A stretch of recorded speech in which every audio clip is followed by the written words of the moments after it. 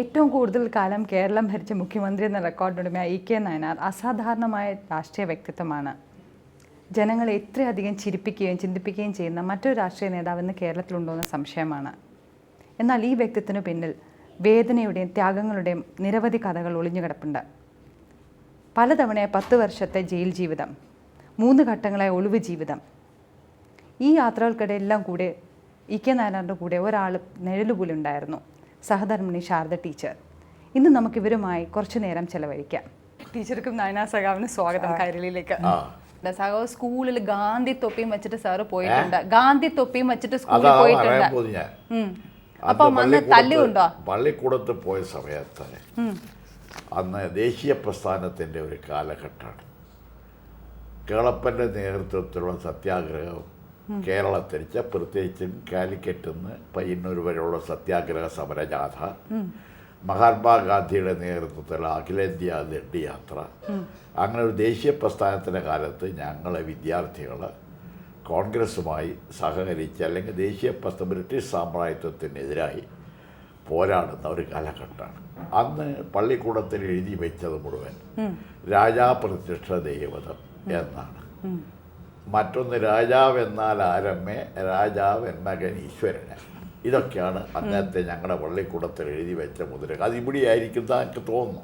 ഞാനൊന്നും തിരുവിതാംകൂറിലില്ല, മലബാറിലുണ്ടായിരുന്ന കല്യാശ്ശേരി ഹൈസ്കൂളിൽ എഴുതി വെച്ച സ്ലോഗൻസായത്.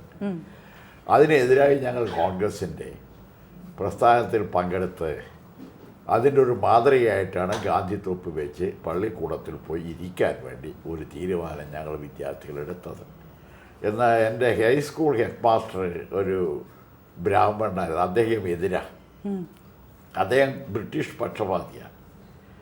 അദ്ദേഹം ഈ ഗാന്ധി തൊപ്പി എടുത്ത് തലയിൽ വയ്ക്കുന്നതിന് ശക്തിയായി എതിരാണ്.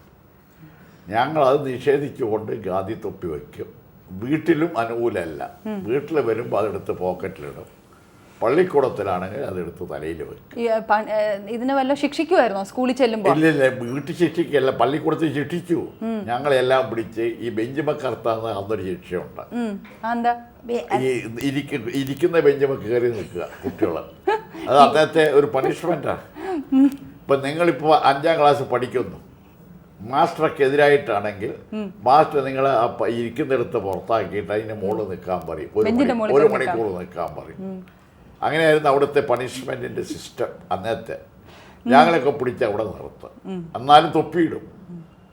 അപ്പോൾ അങ്ങനെ പണിഷ്മെൻറ്റിൻ്റെ ഒരു കാലഘട്ടത്തിലാണ് 1935 കല്യാശ്ശേരിയിലെ രാജേന്ദ്ര പ്രസാദ് വന്നത്.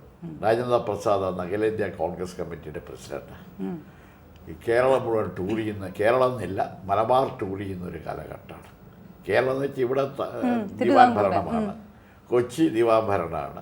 അപ്പോൾ 35 അയാൾ വന്ന സമയത്ത് ഞങ്ങളെ വിദ്യാർത്ഥികളെല്ലാം കൂടെ ചേർന്ന് വളണ്ടിയേഴ്സ് ഉണ്ടാക്കി അദ്ദേഹത്തിന് വമ്പിച്ചതായിരിക്കുന്ന ഒരു സ്വീകരണം പള്ളിക്കൂടത്തിൻ്റെ മുറ്റത്ത് തന്നെ, അതിൻ്റെ അടുത്ത് തന്നെ നൽകി. ആ സ്ഥലം ഞങ്ങൾ പ്രഖ്യാപിച്ചു, ഇതിവിടെ ഒരു കോൺഗ്രസ് ഓഫീസ് ഉണ്ടാക്കുന്നു. അധ്യാപകനെതിരാണ്, ഹെഡ് മാസ്റ്ററൊക്കെ അതിന് ശക്തിയായി എതിരാണ്. വീട്ടിലും എതിർപ്പുണ്ടായിരുന്നു അല്ലേ? വീട്ടിൽ അനുകൂലമല്ല, കാരണം വീട്ടിൽ മദ്യം കഴിക്കുന്നത് കൊണ്ട് അനുകൂലമല്ല. മദ്യ നിരോധമാണ് അന്നത്തെ കോൺഗ്രസിൻ്റെ ക്യാമ്പയിൻ. അതാണ്. വീട്ടിലും അനുകൂലമല്ലാത്ത, ഫാദർ അനുകൂലമല്ല, അമ്മ അനുകൂലമാണ്. അനുകൂലമായാലും എതിരായാലും ഒരുപോലെയാണ്. പക്ഷെ അച്ഛൻ്റെ തല്ലുകൊണ്ടുല്ലേ ഒരിക്കലുണ്ടായിരുന്നു, ഒരിക്കൽ അടിക്കുണ്ടായിരുന്നു. മദ്യ നിരോധത്തിന് വേണ്ടി ശക്തിയായി പ്രവർത്തിച്ചതിന് പരമായിട്ട് അടിയൊക്കെ ഉണ്ടായിരുന്നു. അന്ന് ബ്രിട്ടീഷുകാരോട് അനുകൂലമാണ്. എന്താ കാരണം? ഈ മദ്യം അനുവദിച്ചത് വെള്ളക്കാരനാണെന്നാണ് ധാരണ. അതുകൊണ്ട് അന്നത്തെ 1935-36 കാലമായി പറയുന്നത്. ഇന്നത്തെ അല്ല, ഇന്ന് 2004 അല്ലേ. കൊല്ലം എത്രയോ കണക്കൂട്ട്, 50-60 കൊല്ലം മുമ്പുള്ള കഥയാണ്. അപ്പോൾ അന്ന് വീട്ടിലെതിരായിരുന്നു ഫാദർ, പക്ഷേ മദർ എതിരായിരുന്നില്ല.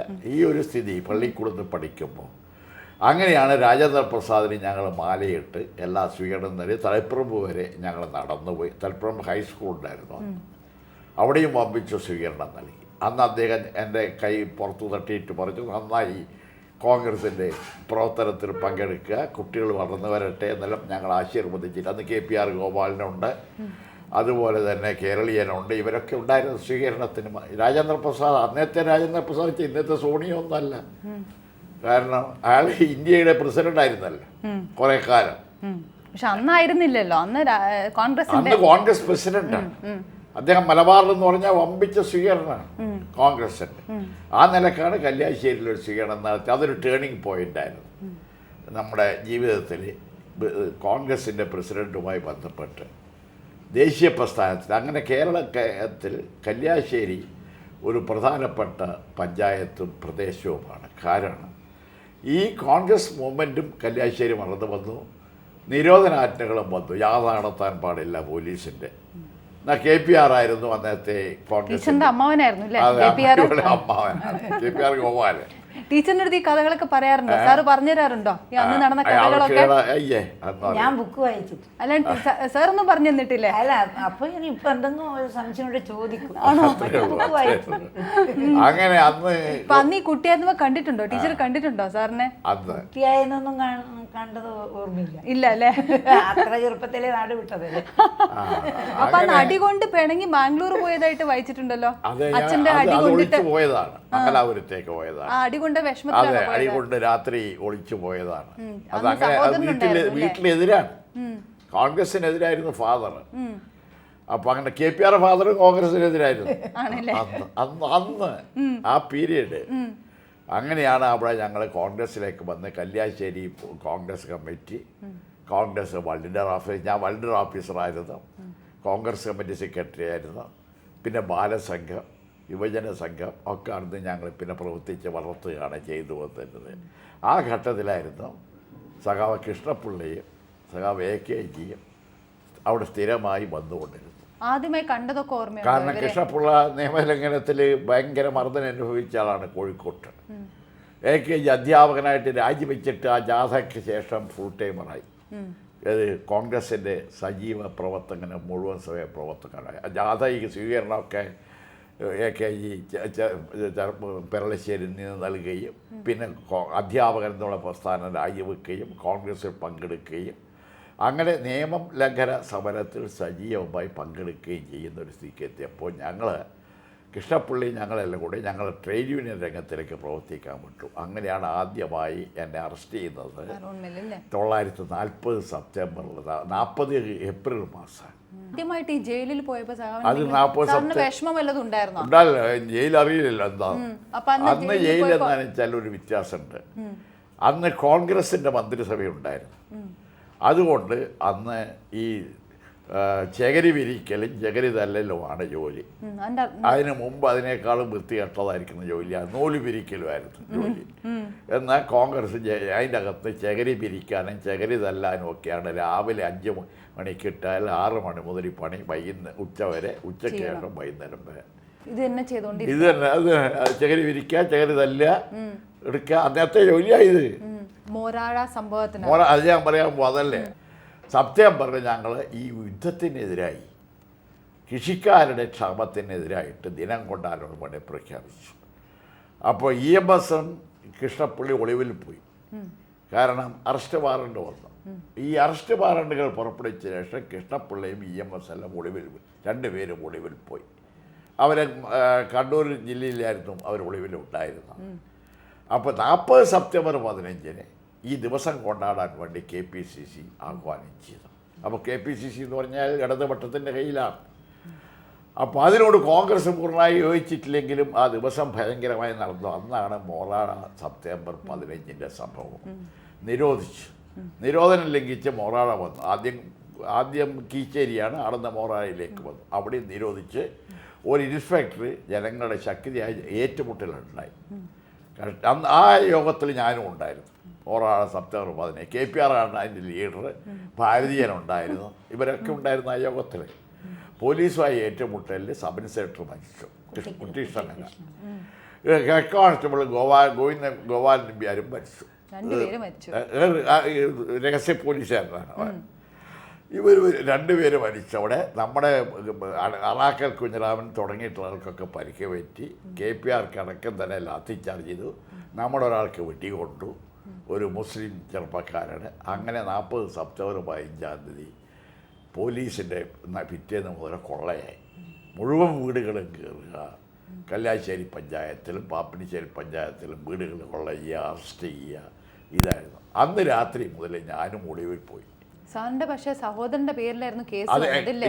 എനിക്ക് പകരം എൻ്റെ പേര് കിട്ടിയില്ല. എൻ്റെ പേര് കിട്ടിയില്ല. ഈ നാരായണൻ നായനാറെ ചേർത്തു എന്നെ കിട്ടാത്തതുകൊണ്ട് ഞാൻ അന്ന് നേരെ തിരിച്ചു രാത്രി ബക്കളത്ത് പോയി താമസിച്ചു. അത് നമ്മുടെ ഒരു കേന്ദ്രമാണ്. അവിടുന്ന് പിറ്റേന്ന് രാവിലെ വണ്ടിക്ക് കാസർഗോഡ്, പിന്നെ കാസർഗോഡായിരുന്നു ഒരു 5-10 മാസങ്ങൾ ഉണ്ടായിരുന്നു. ഇതൊക്കെ എങ്ങനെ താമസിച്ചു അവിടെ? ഒളിവിൽ ഒളിവിച്ച വീടുകളിൽ. ഇതൊക്കെ നമ്മുടെ പാർട്ടിക്ക് സ്വാധീനമുള്ള കേന്ദ്രങ്ങളിൽ. എതിർപ്പ് വരുന്നതിന് പോലീസ് ലാത്തിച്ചാർജുണ്ട്, മർദ്ദനമുണ്ട്, ഒക്കെ ഉണ്ടെങ്കിലും പാർട്ടിയെ രക്ഷിക്കണം, പാർട്ടിയെ സഹായിക്കണം, അങ്ങനൊരു പ്രസ്ഥാനം വരണം എന്ന് ആഗ്രഹിക്കുന്ന കർഷക സംഘത്തിൻ്റെ പ്രവർത്തകന്മാർ, തൊഴിലാളി സംഘത്തിൻ്റെ പ്രവർത്തകന്മാർ, അതുപോലെ ഇടത്തരക്കാർ, ദേശീയ പ്രസ്ഥാനവുമായി ബന്ധമുള്ള ഇടത്തരക്കാരൊക്കെ നമുക്ക് സഹായമാണ്. അപ്പോൾ ഞങ്ങളെ പാർപ്പിക്കും വീടുകളിൽ. ഇന്നത്തെ മാതിരി പേടിച്ചേർപ്പാടൊന്നും അന്നില്ല. ടീച്ചർ എപ്പോഴാ അപ്പൊ സാറിനെ കണ്ടത് ആദ്യമായിട്ട്? ഇങ്ങനെ ഒരു റെവല്യൂഷണറി ലീഡറിനെ കണ്ടത് എപ്പോഴാ? ടീച്ചർ എപ്പോഴാ ആദ്യമായി കണ്ടത്? അങ്ങനെ അന്ന് വീടുകളിൽ എപ്പോഴാന്ന് എനിക്ക് ഓർമ്മയില്ല. ഈ 40-ലെല്ലാം ഞാനാണ്, എനിക്ക് 5 വയസ്സുള്ള ചെറിയ അതിന്റെ അമ്മാവനെ അറസ്റ്റ് ചെയ്യുന്ന കാലം ഞങ്ങൾ പാപ്പിനിശ്ശേരിയായിരുന്നു അതിന്റെ കേന്ദ്രം. കല്യാശ്ശേരി ഓർമ്മയുണ്ട് അല്ലേ? അതെല്ലാം എനിക്ക് ഓർമ്മയുണ്ട്. ഈ പോലീസ് വീട്ടിൽ വരുന്നതും റെയ്ഡ് നടത്തുന്നതും നന്നായി ഓർമ്മയുണ്ട്. പേടി തോന്നിയിട്ടുണ്ടായിരുന്നു അപ്പോഴ്? അന്നെല്ലാം പേടിയാ. അല്ല, പോലീസ് ഭയങ്കരമായ കൊള്ളയും വീടുകൾ തകർക്കുകയും വീട്ടുകളിലുള്ള എൻ്റെ പുസ്തകം ഉണ്ടായിരുന്നു ഒരുപടി, അതൊക്കെ എടുത്തുകൊണ്ട് പോയി കത്തിക്കുകയും പുസ്തകമൊക്കെ കൊടുത്ത് കത്തിക്കും. അന്ന് അതുവരെയുള്ള ലൈബ്രറി മുഴുവൻ കത്തിച്ച് പോലീസ് വീടുകളിൽ കയറിയിട്ട്. അന്ന് ഈ മാർസിൻ്റെയും അതുപോലെ തന്നെ വാർക്കിയുടെ ഒക്കെ പുസ്തകം ഉണ്ടാവും, മാക്സിം ഗോർക്കിൻ്റെ ഒക്കെ. അന്ന് വായിച്ചതോ. ഏറ്റവും ഇഷ്ടമുള്ള കവി ആരായിരുന്നു അപ്പൊ അന്ന്? അന്ന് കാലത്ത് ചങ്ങമ്പുഴ നല്ല കവിയാണ്. വയലാർ ഞാനും കൂടെ യോജിച്ച മീറ്റിംഗ് നടന്നിട്ടുണ്ട് ആലപ്പുഴ. ഏതെങ്കിലും ഒരു പ്രത്യേകിച്ച് ഒരു കവിത എങ്ങനെ ഓർമ്മയുണ്ടോ അന്ന് വളരെ ഇഷ്ടപ്പെട്ടത്? ഉണ്ടല്ലോ, ഒരുപടി കവിതയില്ലേ ഇയാളുടെ വയലാറിന്റെ കവിതയ്ക്ക് വലിയ ആശാന്റെ കവിതയില്ലേ? ഏതെങ്കിലും വരികൾ ഓർമ്മയുണ്ടോ? വരിക്ക സാധാരണ ഈ വിശപ്പിൽ വെള്ളത്തോളാണ്, മറ്റേത് ആശാനാണ്, മറ്റേത് വയലാറാണ്. ഇപ്പോൾ വയലാറിൻ്റെ കവിതയില്ലേ, നിനക്ക് ഇഷ്ടമുള്ള ഗ്രന്ഥം നീക്ക് എടുക്കാൻ വേണ്ടിയെന്നും ഇതിൻ്റെ അത് മാറ്റി ഈ ഉണ്ണിത്താൻ പാടുന്നത് കേട്ടിട്ടില്ല ആശാൻ്റെ കവിത? ഏത് ഉണ്ണിത്താനേ പൈസ കിട്ടിയെങ്കിലേ പുസ്തകം കൊടുക്കൂന്ന് പറഞ്ഞില്ലേ? അങ്ങനെ കവിതകൾ നല്ല ഇന്നത്തെ കവിത ഒന്നും ആരും വായിക്കാറില്ല. ഇന്ന് ഇരിക്കണാനാന മറ്റേത് പാട്ട് അതാരാ നോക്കുന്നത്. അന്ന് ആശാൻ വെള്ളത്തിൽ അവരെ പുരോഗമന സാഹിത്യ പ്രസ്ഥാനത്തിൽ പങ്കാളികളായിരുന്നു. ടീച്ചർ നേരത്തെ പറഞ്ഞില്ലല്ലോ, ടീച്ചർ എപ്പോഴാ ശരിക്കും സാറിനെ ആദ്യമായി കണ്ടത്? ആരെ? ടീച്ചർ എപ്പോഴാ സാറിനെ കണ്ടത്? സ്കൂൾ പഠിപ്പിക്കുമ്പോൾ. എത്ര വയസ്സുണ്ടായിരുന്നു? അല്ല, ഒളിവെന്നെല്ലാം വന്നതിന് ശേഷം ഞങ്ങളെ കാണുന്നുള്ളൂ. ഒളിവിലാകുമ്പോ കാണാൻ പറ്റില്ലല്ലോ. പിന്നെ അതുവരെ അനിയത്തിയും ഞങ്ങളെല്ലാം ഒരു കൂട്ടുകാരാണ്, കളിക്കൂട്ടുകാരാണ്. അപ്പോൾ ഈ ഏട്ടനെ പറ്റി പറയും. അങ്ങനെ നമുക്കറിയാം ഇങ്ങനെ ഏട്ടനുണ്ട്, അല്ലാണ്ട് ഏട്ടനെ കാണൂല, ഏട്ടനെ കാണുന്നില്ല. ഏട്ടൻ ഇങ്ങനെ കാണൂല എന്നുള്ളത് അനിയത്തി വളരെ സങ്കടമായിട്ട് പറയുന്നൊരു കാര്യമാണ്. അപ്പൊ അങ്ങനെ 40 മുതൽ 46 വരെ ആദ്യത്തെ ഫസ്റ്റ് പീരീഡ് ഒളിവിലായിരുന്നു. എനിക്ക് കണ്ടത് ഓർമ്മയേ ഇല്ല. പക്ഷെ എപ്പോഴും ഇങ്ങനെ പറഞ്ഞു അറിയാം ഏട്ടനെ പറ്റിയിട്ട് ഇങ്ങനെ പറയാറുണ്ട് പറയുന്നത്. അപ്പൊ ഒരു ആകർഷം വല്ലതും തോന്നിയിട്ടുണ്ടായിരുന്നു? ഈ ഏട്ടൻ, ഈ കാണാത്ത ഏട്ടൻ എവിടെയാണെന്നുള്ളത് നമുക്ക് തോന്നുമല്ല.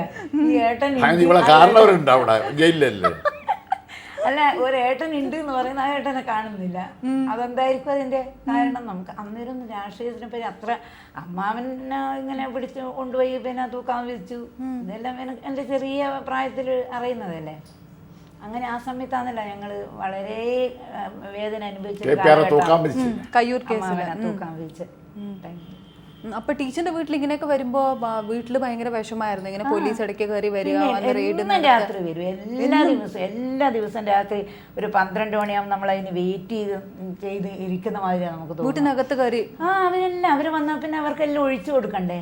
അപ്പൊ അന്ന് അമ്മേന്റെ അച്ഛനുണ്ട്, അച്ചപ്പൻ, ഇവരെ അമ്മാവൻ അല്ല അച്ചപ്പനുണ്ടെന്ന്. അപ്പോൾ അച്ചപ്പൻ ഇങ്ങനെ കട്ടിൻ്റെ മേലെ കിടക്കുന്ന അതിൻ്റെ ചുറ്റുമാണ് ഞങ്ങളെല്ലാം നിൽക്കുക. രാത്രി 12 മണി, 1 മണി, 2 മണിക്കെല്ലാം അവർ വരുന്ന സമയത്ത് ചുറ്റും അച്ചപ്പനൊരു ധൈര്യം.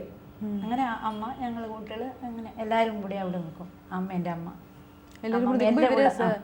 ഇവിടെ വീട് ഇങ്ങനെ മുറിയൊക്കെ കയറി ഇറങ്ങി അപ്പൊ അവര് മേലി അതിന്റെ മേലി എല്ലാം ചെന്ന് നോക്കി, അതിന്റെ മേലെയും ചെന്ന് നോക്കും. പിന്നെ അങ്ങനെ എല്ലാം പരിശോധിച്ച് ഇറങ്ങിപ്പോവും. പിന്നെ പിറ്റേന്ന് രാത്രി വീണ്ടും വരും. സാറിന് അമ്മാവനെ പിടിക്കുന്നത് വരെ, അമ്മാവനെ പിടി കിട്ടുന്ന വരെ ഇങ്ങനെ പിടി കിട്ടുന്നത് വരെ എന്നും വരുമായിരുന്നു. എന്നും വരും പിടി കിട്ടുന്നവരെ. അപ്പൊ ഇങ്ങനെ പിന്നെ പിടികിട്ട് പിന്നെ ആണെന്നല്ല അമ്മാവനെ തൂക്കാൻ വിരിച്ചത്. അപ്പൊ വളരെ വിഷമായി കാണില്ലേ? വലിയ ആ കാലഘട്ടം എല്ലാം എൻ്റെ ചെറിയ പ്രായമല്ലേ, എങ്കിലും അത് വളരെ എൻ്റെ അമ്മക്കെല്ലാം വളരെ വളരെ ഒരു വിഷം ഇപ്പോഴും ഓർമ്മയുണ്ടല്ലേ ടീച്ചറിന് നന്നായിട്ട്? ഭയങ്കര.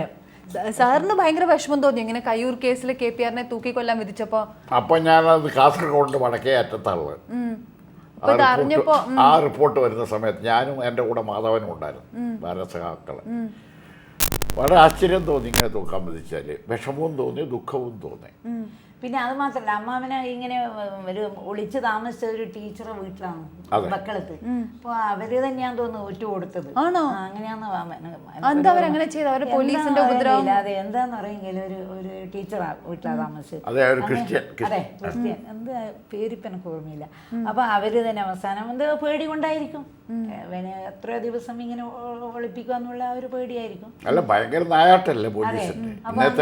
അങ്ങനെ വെക്കളത്തു നിന്നാണ് അങ്ങനെ ഞങ്ങളെ കല്യാശ്ശേരി ഇങ്ങനെ സ്കൂളിൻ്റെ മുമ്പിലേ കൂടി ഇങ്ങനെ കൊണ്ടുപോകുമ്പോൾ സ്കൂളിലുള്ള കുട്ടികൾ മുഴുവൻ പുറത്ത് ഇറങ്ങി എല്ലാം കാണാൻ വേണ്ടി, അമ്മാവനെ കാണാൻ വേണ്ടി ഇങ്ങനെ പിടിച്ച് കൊണ്ടുപോകുന്നതല്ലേ. അപ്പോൾ ഇങ്ങനെ അത് എല്ലാം എനിക്ക് ഓർമ്മയുണ്ട്, ഇങ്ങനെ ആ സമയത്ത് ഇങ്ങനെ കൊണ്ടുവന്നത്. പിന്നെ അതിന് ശേഷമാണല്ലോ തൂക്കാൻ വിധിക്കുമ്പോൾ പിന്നെ ഭയങ്കരം പാട്ട്. അതിൻ്റെ പിന്നെ വയ്യേ സഹിപ്പാൻ KPR തൂക്കിലിടാനോ എന്നുള്ള പാട്ട് ഇപ്പോൾ എനിക്ക് എൻ്റെ മനസ്സിൽ ഇങ്ങനെ വരും. അന്ന് ആര് പാടുന്നുണ്ടായിരുന്നു ഇങ്ങനെ? ജനങ്ങള് വളരെ ഇതല്ലേ, ഈ തൂക്കാൻ വിധിക്കുക എന്ന് പറഞ്ഞാല് നാട്ടുകാരും വളരെ ഇതായിട്ട് നിൽക്കുന്ന സമയല്ലേ. അതെ, അവസാനം ഗാന്ധിജി ഇടപെട്ട് KPR ആണ്. ഇത്രയും ജനങ്ങൾ പങ്കെടുത്ത ഒരു മീറ്റിങ്ങിൽ KPR തന്നെയാണോ ഇങ്ങനെ കൊന്നത് എന്നുള്ളത് ഇപ്പം ആർക്കും അറിയില്ലല്ലോ. അങ്ങനെ അന്നൊക്കെ അപ്പൊ എങ്ങനെയായിരുന്നു സാറിന് ശരിക്കും ഇങ്ങനെ ഒരു ആകർഷണം തോന്നി ഇങ്ങനെ ഒരു പ്രസ്ഥാനത്തിനോട്? സാറിന് എപ്പോഴും ഇങ്ങനെ ഒരു ആകർഷണം തോന്നി ഇങ്ങനെ ഒരു പ്രസ്ഥാനത്തിനോട്? ഞങ്ങള് അന്ന് മുതൽ ഒളിവിലായില്ലേ, ദേശീയ പ്രസ്ഥാനമായിട്ടുള്ള ബന്ധമല്ലേ. അന്ന് ദേശീയ പ്രസ്ഥാനമായിട്ടുള്ള ബന്ധത്തിലാണല്ലോ ഈ സംഭവം നടന്നത്. കോൺഗ്രസിന്റെ ആഹ്വാനമല്ലേ. അന്ന് അതിനടുത്ത് കുറെ അടുത്തായിരുന്നു EMS ഒളിവിലുണ്ടായിരുന്നത്. അവരെ അടക്കം സംബന്ധിച്ചിട്ട് ഈ സംഘടന ഇവിടെ മാത്രമല്ല, മോറാഴ, മട്ടന്നൂര്, തലശ്ശേരിയിൽ 2 സഖാക്കളെ വെടിവെച്ചു കൊന്നു അന്ന് അബൂജാത്തൂട്ടി. ഇവിടെ ഒരു സഖാവിനെ വെടിവെച്ചു മരിച്ചിട്ടില്ല. ഇങ്ങനെയൊക്കെ ഓരോ സംഭവങ്ങൾ ഉണ്ടാകുമ്പോൾ എപ്പോഴെങ്കിലും വിഷമം തോന്നിയിട്ടുണ്ട്? ഈ വഴി വിഷമമില്ല, ഇത് ത്യാഗപൂർവമായ ഒരു പോരാട്ടമായിട്ട് കണക്കാക്കണം. രണ്ടുണ്ട്. ഒന്ന്, ഇനി ഞാനൊന്നും ചെയ്യില്ലാതെ പേടിച്ചു പോകും. മറ്റൊന്ന്, ഈ സ്ട്രഗിളിൽ സജീവമായി പങ്കെടുക്കും. 2 രീതിയുണ്ട്. ഇപ്പോൾ വിയറ്റ്നാം സ്ട്രഗിള്, ചൈനീസ് സ്ട്രഗിള്, വേൾഡിൽ നിന്ന് എല്ലാ സ്ഥലത്തും ക്യൂബൻ സ്ട്രഗിള്, അതുപോലെ ഇവിടെ നാഷണൽ മൂവ്മെന്റ് അല്ല, ഇവിടെ നാഷണൽ മൂവ്മെന്റിന്റെ സ്ട്രഗിള്. മഹാത്മാഗാന്ധി ദണ്ഡി യാത്ര വന്നു, അറസ്റ്റ് ഒരു പ്രസ്ഥാനം വളർത്തിക്കൊണ്ടുവരുന്ന അന്നേരം പേടിയില്ലല്ലോ. പേടി എന്നുള്ള പ്രശ്നമില്ലല്ലോ. ഈ മൂവ്മെന്റ് സ്ട്രഗിൾ കൂടി, സമരത്തിൽ കൂടി മൂവ്മെന്റ് വളരുമ്പോൾ പേടി എന്നുള്ള പ്രശ്നം അവിടെ ഇല്ല. കൂടുതൽ ആളെ അതിലേക്ക് കൊണ്ടുവരാൻ വേണ്ടിയിട്ട് ദേശീയ പ്രസ്ഥാനത്തിലാണെങ്കിൽ മഹാത്മാഗാന്ധി, ഇവിടെ കേളപ്പനും അതുപോലെ അടക്കം, ഇവിടെയാണെങ്കിൽ പട്ടന്നാളപ്പടിയും സെറ്റും ഒക്കെ അന്ന് വന്നല്ലോ. അതൊക്കെ വളരെ ലേറ്റാണ്. സാർ പ്രസ്ഥാനത്തിനെ വളർത്തിയെടുക്കുന്ന കാര്യം പറഞ്ഞു. സാർ അന്ന് തൊട്ടേ അപ്പൊ എങ്ങനെയാ പ്രസംഗിക്കാൻ പഠിച്ചത്? സാറിന് എല്ലാവരും പറയുന്നുണ്ട് ക്രൗഡ് പുള്ളർ ആണെന്ന്. ഇലക്ഷൻ മീറ്റിംഗ് ഉണ്ടെങ്കിൽ സാറിനെ വിളിക്കണം. അതെ അതെ, അന്ന് കിട്ടിയ ഒരു കഴിവാണ്. 40 മുതൽ 42 വരെ മലബാറിലായിരുന്നു. 42 ഒരു സംഭവം നടന്നു, ഇന്റർനാഷണൽ. 39 യുദ്ധം. ആ യുദ്ധത്തിന് ശേഷം പാർട്ടി എടുക്കേണ്ട സമീപനത്തിൽ വന്നൊരു മാറ്റമുണ്ടായി. 42 ആ നിരോധിച്ചിരുന്ന പാർട്ടി, കമ്മ്യൂണിസ്റ്റ് പാർട്ടി 3 തവണ നിരോധിച്ചിട്ടുണ്ട് ഇന്ത്യയിൽ. 1920, 24, 33 ഈ ബ്രിട്ടീഷ് സാമ്രാജ്യവാദികൾ. അതൊക്കെ രഹസ്യമായിട്ടുള്ള ഗ്രൂപ്പുകളായിരുന്നു സംഘടിപ്പിച്ചിരുന്നത്. ഇപ്പോഴേ 40-ന് ശേഷം 39 സെപ്റ്റംബറിൽ സെക്കൻഡ് വേൾഡ് വാർ വന്നപ്പോൾ ഇന്ത്യ അതിൽ പങ്കെടുത്തില്ല. ഗാന്ധിജി 42 ഒറ്റയാൻ സമരം നടത്തി. നമ്മളാണെങ്കിൽ ബഹുജന സമരം നടത്തി. ആ സമരത്തിൻ്റെ ഭാഗമായിരുന്നു ഈ മോറാഴ, മട്ടന്നൂർ, തലശ്ശേരി നടന്ന സംഭവത്തിൽ ജനങ്ങളും പോലീസുമായിട്ടുള്ള ഏറ്റുമുട്ടൽ അത് ഫസ്റ്റ് ടൈമായിരുന്നു. അന്നാണ് ഈ ഇൻസ്പെക്ടർ മരിച്ചത്. ഞങ്ങളെല്ലാം ഒളിവിൽ പോയി, KPR ഒളിവിൽ പോയി, ഞാൻ പോയി. പിന്നെ ഞാൻ പുറത്ത് വന്നത് 46 ജൂൺ മാസം. 42 അവസാനത്തിൽ ഞങ്ങളെ ഈ യുദ്ധനയത്തിന് മാറ്റം വന്നപ്പോൾ കമ്മ്യൂണിസ്റ്റ് പാർട്ടിയെ നിയമവിധേയമാക്കി. കാരണം ബ്രിട്ടീഷുകാർക്കെതിരായിട്ടല്ല, റഷ്യക്കെതിരായിട്ടായിരുന്നല്ലോ വാർ.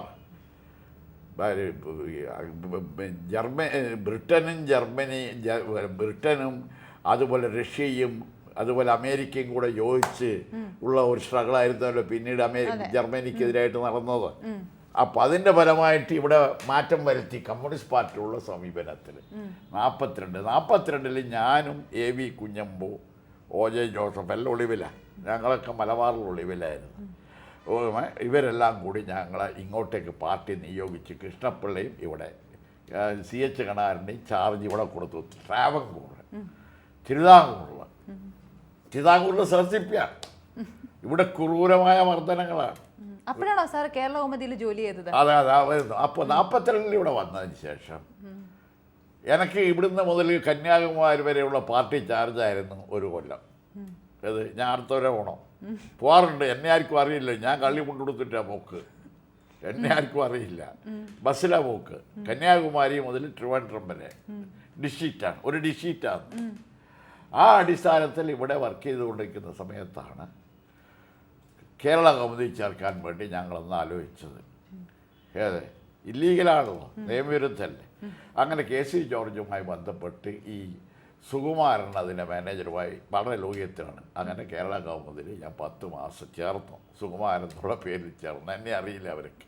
ഞാൻ സംസാരിക്കുകയും ചെയ്യില്ല. കാരണം ഭാഷ കൊണ്ട് കൊച്ചി ഭാഷ വ്യത്യാസമുണ്ട്, കൊച്ചി ട്രാവൻകൂറും വ്യത്യാസമുണ്ട്. ഞാൻ സംസാരിക്കുകയും ചെയ്യില്ല. അപ്പോൾ C കേശവനും മറ്റ് നേതാക്കന്മാരൊക്കെ രാത്രി അവിടെ വരും, ആഴ്ചക്കൊരു തവണയൊക്കെ.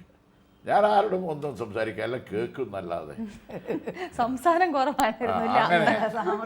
അങ്ങനെ 10 മാസം കേരള കൗമുദിയിൽ വർക്ക് ചെയ്തു. അതിനുശേഷം അല്ല, അവിടെ വെച്ച് ജോലി ചെയ്യുമ്പോഴല്ലേ സാറ് പറഞ്ഞത് ഈ മഹാറാണി ഒരു ഹെഡ്ലൈൻ അത് ഒരു ദിവസത്തെ സംഭവമാണ്. എഡിറ്റോറിയൽ സെക്ഷന്റെ സബ് എഡിറ്ററായിട്ടായിരുന്നു വർക്ക് ചെയ്തിരുന്നത്. ഒരു ദിവസം ന്യൂസ് വന്നു, ഈ ഇവിടെ രാജാവിൻ്റെ തലസ്ഥാനത്ത് നിന്ന് മഹാറാണി പ്രസവിച്ച ന്യൂസ്. അപ്പം ഞാൻ ചോദിച്ചു, മഹാറാണി പ്രസവിച്ചെന്ന് സാധാരണ എത്ര പെണ്ണുങ്ങൾ പ്രസവിക്കുന്നത് പോലെ ആ ന്യൂസ് ഒരു ഉടൻ ചെറുങ്ങനെ 4 കോളത്തിന്, ചെറിയ വലുതല്ല, ചെറിയ രൂപത്തിൽ. ഉടനെ അവർ വന്ന് നോക്കി, എഡിറ്ററും മറ്റേവർ വന്ന് നോക്കി, നാളത്തെ ഇമ്പോർട്ടൻറ്റ് ന്യൂസ് അതാണ് കേട്ടോ. എന്ത് ഇമ്പോർട്ടൻ്റ്? എനിക്കും ഇമ്പോർട്ടൻസ് ഉണ്ട്, എനിക്കറിയില്ല ഇത്. അപ്പോൾ എന്നോട് പറഞ്ഞാൽ എന്തെങ്കിലും എഴുതി. ഞാൻ പറഞ്ഞു, നോക്കി ഇത് പോരാ, ഇത് 3 കോളം ഹെഡ്ലൈനിലാണ്. മഹാറാണി വയറൊഴിഞ്ഞു എന്നാണ് റിപ്പോർട്ട്. അന്നത്തെ 3 കോളം. ഇന്നും മനോരമയുടെ കേരള കൗമുദി നോക്കിയാൽ ആ റിപ്പോർട്ട് കാണാം അന്നത്തെ. മനസ്സിലായി? അപ്പൊ വേറെ ആർക്കെങ്കിലും അറിയായിരുന്നു ഇങ്ങനെ ഒളിവിൽ ഇല്ല, ആർക്കും അറിയില്ല. KC ജോർജിന് മാത്രമേ അറിയൂ. വേറെ ആർക്കും അറിയില്ല. ഇല്ല, സുകുമാരനല്ല. സുകുമാരൻ എന്നെ പിന്നീട് പരസ്യമായി കണ്ടത് ഗൗരി അമ്മ കല്യാണം കഴിക്കുന്ന ദിവസമാണ്. ഇവിടെ TV തോമസുമായിട്ടുള്ള മാരേജ് തിരുവനന്തപുരത്ത് നടക്കുന്ന ദിവസമാണ് എന്നെ യഥാർത്ഥ EK നായനാറാണെന്ന് സുകുമാരൻ മനസ്സിലായത്. അത് പറഞ്ഞ് എന്നെ പറ്റിച്ചു നിങ്ങൾ. ഞാൻ പറഞ്ഞത്, നിങ്ങൾ CPയെ പറ്റിച്ചു, നിങ്ങളെ നമ്മളും പറ്റിച്ചു. ഇത്ര വ്യത്യാസമുള്ളൂ. കല്യാണം എപ്പോഴായിരുന്നു? കല്യാണം 58 അല്ലേ? 58. അപ്പൊ എപ്പോഴാ ടീച്ചർ കണ്ടത്? പിന്നെ ഒളിവൊക്കെ എന്റെ വീട്ടിനടുത്തല്ലേ? എപ്പോഴാ നിങ്ങൾ ഒളിവെല്ലാം കഴിഞ്ഞ് പുറത്ത് വന്നത്? 52 അല്ല, 46. എൻ്റെ ജ്യേഷ്ഠൻ 6 കൊല്ലം ജയിലിലായിരുന്നു ഇവരെ കൂടെ. അമ്മാവൻ്റെ കൂടെ ജയിലിലായിരുന്നു, KPR കൂടെ ജയിലിലായിരുന്നു. ഈ നാരായണ നായനാറും 6 വർഷമായി ജയിലിലായിരുന്നു. അവരെല്ലാം റിലീസ് ചെയ്തു. ഞാൻ ആലപ്പുഴയിൽ മീറ്റിങ്ങിന് ഒരു സ്ഥലത്തേക്ക് വരുന്ന സമയത്ത് അനൗൺസ്മെൻറ്റ് വന്നു, EK Nayanar, AV Kunhambu, OJ Joseph എല്ലാവരുടെ വാറണ്ടും വിട്ടുപോയി. പിറ്റേന്ന് നേരെ ഞാൻ ദേശാഭിമാനിക്ക് പോയി ജോയിൻ ചെയ്തു. പിറ്റേന്ന് ഇവിടെ ഉണ്ണിറായി ഉണ്ടായിരുന്നു ഇവിടെ പാർട്ടിയുടെ പരസ്യമായിട്ട്. ഞങ്ങൾ ഒന്നായി പോയി ദേശാഭിമാനിയിൽ ജോയിൻ ചെയ്തു. 48 വരെ. 48ലാണ് പാർട്ടി നിരോധിച്ചത്. പിന്നെ 48 വീണ്ടും നിരോധിച്ചു. മലബാറിൽ കമ്മ്യൂണിസ്റ്റ് പാർട്ടി മുഴുവൻ നിരോധിച്ചു. കർഷക സമരം നടന്നു. ഞാൻ 48 വീണ്ടും ഒളിവിൽ പോയി. അമ്മാവൻ ജയിലിൽ. പിന്നെ പുറത്ത് വന്നത് 51. അതിനുശേഷമാണ് അത് AKG പുറത്ത് വന്നു. AKG ജയിലിൽ നിന്ന് വിട്ടു. AKG പുറത്ത് വന്ന് തലശ്ശേരിയിൽ പ്രസവിക്കുന്ന ദിവസമാണ്. ഞാൻ തലശ്ശേരിയായിരുന്നു, ഞങ്ങൾ മാഹിയിലായിരുന്നു ഒളിവിൽ. അവിടെ നിന്ന് നേരെ ഇത്രയും കാലം ഇങ്ങനെ യാത്രയൊക്കെ ചെയ്തിട്ട് പെട്ടെന്ന് ജയിലിൽ പോയി ചെന്ന് അവിടെ പിന്നെയും ജയിലിടുക എന്ന് പറയുമ്പോൾ ഭയങ്കര വിഷമായിരുന്നില്ലേ? വിഷമം നിങ്ങൾക്കല്ലേ തോന്നുന്നു, കിടക്കുന്നാക്കല്ലേ തോന്നുന്നു. നിങ്ങൾ പോട്ടാ, നിങ്ങൾക്ക് തോന്നുന്നു. ഇത് ഇവർക്ക് ഇതൊന്നും ഒരു വിഷമല്ലല്ലോ. ജീവിതത്തിന് പ്രസ്ഥാനത്തിന് ജയിലിൽ കിടക്കുക എന്നുള്ളൊരു വിഷമാണ്. 1.5 കൊല്ലം കണ്ണൂർ ജയിലിൽ കിടന്നു. അതെ, അതാണ് അതിൻ്റെ ഒരു പ്രസ്ഥാനത്തിന് വേണ്ടി, ഈ രാജ്യത്തിൻ്റെ സ്വാതന്ത്ര്യ പ്രസ്ഥാനത്തിന് വേണ്ടി മഹാത്മജി ജയിലിൽ കിടന്നു 1ലധികം തവണ. നെഹ്റു ജയിലിൽ കിടന്നിട്ടാണ് ആ ഗ്ലിംസസ് ഓഫ് വേൾഡ് ഹിസ്റ്ററി അയാൾ ഓട്ടോബയോഗ്രഫി അല്ല എഴുതിയത് ജയിലിൽ നിന്നാണ്. പണ്ഡിറ്റ് ജവഹർലാൽ നെഹ്റു അയാൾ കിടന്നു ജയിലില്ലേ. അപ്പോൾ ഇന്ത്യയിലെ വമ്പിച്ച ജനവിഭാഗങ്ങളും നേതാക്കന്മാരും മുഴുവൻ ജയിലിൽ കിടക്കുമ്പോൾ ഞങ്ങൾക്കതൊരു പ്രശ്നമാണ്. ആ അടിയന്തരാവസ്ഥക്കാലത്ത് EMS-ഉം ജ്യോതിബാസും മാത്രമേ അറസ്റ്റ് ചെയ്യാതുള്ളൂ. ബാക്കി ഞങ്ങളെല്ലാം, ഞാൻ ഒളിവിലായിരുന്നു, എന്നെ പിടികിട്ടിയില്ല. ബാക്കി 10-100ഓളം സഖാക്കൾ കേരളത്തിൽ അറസ്റ്റ് ചെയ്ത് ഞാനിവിടെ കിടന്നു. ഞാനും അച്യുതമേനോനും ഈ പൂജപ്പുര ജയിലിൽ കിടന്നിട്ടുണ്ട് 1 മാസം. എൻ്റെ അടുത്ത റൂം അച്യുതമേനോൻ ഇപ്പുറത്ത് 64 കിടന്ന് ഇവിടെ കിടന്നിട്ടുണ്ട്. അല്ല, 64 മുമ്പ് 62 ഇന്ത്യ ചൈന സംഘടനത്തെ ആ പീരീഡിൽ അച്യുതമേനോനെയും പിടിച്ച് എൻ്റെ റൂമിൻ്റെ അടുത്തായിരുന്നു അച്യുതമേനോൻ. കല്യാണം കഴിഞ്ഞ അന്ന് തന്നെ ട്രെയിനിൽ കയറി അന്ന് രാത്രി ഇവിടെ സെൻട്രൽ ഞങ്ങളെ എക്സിക്യൂട്ടീവ് കമ്മിറ്റി മീറ്റിംഗ് ആയിരുന്നു. അജയ് ഘോഷാണ് അന്നത്തെ പാർട്ടി സെക്രട്ടറി. അയാൾ ഇവിടെ താമസിക്കാൻ. ഈ ഗവൺമെൻറ് നമ്മുടെ കയ്യിലാണ്. അപ്പോൾ ആ അടിസ്ഥാനത്തിൽ പാർട്ടിയെ നയിക്കാനും പിടിക്കാനും എല്ലാം തന്നെ KPR ഒന്ന് MLA ആണ്, TC നാരായണൻ MLA ആണ്, ഒരുപടി ആളുകൾ MLA ആണ്. അന്നത്തെ കമ്മിറ്റിക്ക് വന്ന് അന്ന് രാത്രി തന്നെ വണ്ടി കയറിയിട്ടാണ് വന്നത്. വിഷമം തോന്നിയോ ഇങ്ങനെ തിരുവനന്തപുരം കല്യാണം പോലെയല്ല മലബാർ കല്യാണം, വ്യത്യാസമുണ്ട്. ഇവിടെ ലക്ഷക്കണക്കിന് ഉറുപ്പിക ചെലവ് ചെയ്ത കല്യാണം ഈ തിരുവനന്തപുരം കല്യാണം. ഇന്ന് കല്യാണം ഇങ്ങനെ വലിയ ആർഭാടായി കഴിക്കുന്നതിന് ഭയങ്കര എതിരല്ല. വിഷമം തോന്നിയോ അന്ന് സാറ് മുഖ്യമന്ത്രി ആയിരുന്നു, മരുമകൾ ഒരുപാട് ആഭരണം ഇട്ടു, ഭയങ്കര ആഭരണമില്ലല്ലോ അന്ന്. മാലയിടുക മാത്രമേ ഞങ്ങൾക്ക് ഒരു മാല ഇട്ടില്ല, താലി കെട്ടിയില്ല, ഒരു മോതിരം ഇല്ല. അത്രയും വളരെ ലളിതമായി ചെയ്തിട്ട് അപ്പൊ ഇങ്ങനെ മരുമകളുടെ ഇങ്ങനെ ഒരു ആക്ഷേപം വന്നപ്പോ വിഷമം തോന്നൂല. അല്ല, എനിക്ക് വിഷമം തോന്നി.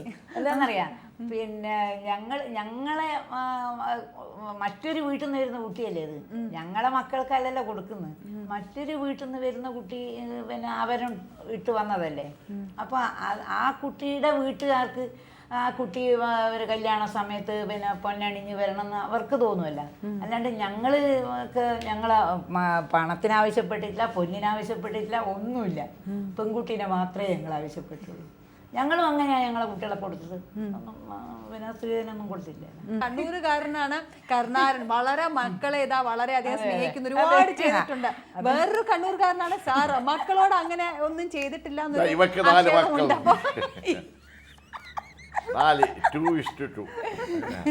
അല്ല, മക്കൾക്ക് ഞങ്ങൾ ജീവിതത്തിൽ, സഖാവിൻ്റെ ജീവിതത്തിൽ, ഇന്നത്തെ ആൾക്കാരല്ല ഞാൻ പറഞ്ഞു, സഖാവിൻ്റെ ജീവിതത്തിൽ എന്ന് പറഞ്ഞാൽ സഖാവിന് ആദ്യം പാർട്ടി.